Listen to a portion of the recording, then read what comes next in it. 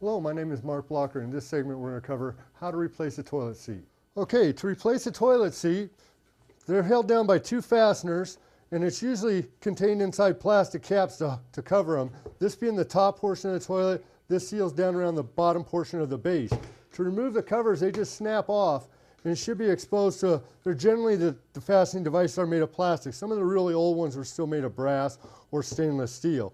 And what you have is two fasteners on each end of a threaded device, and to remove those you just want to twist counterclockwise, loosen both of them up. You may need to hold the bottom portions with a pair of pliers or your fingers to remove them the rest of the way.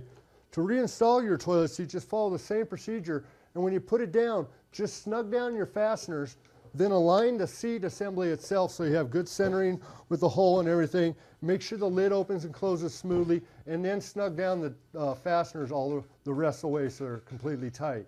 And you might have to try that realignment procedure just a couple of times till you get it right. That's how you replace a toilet seat.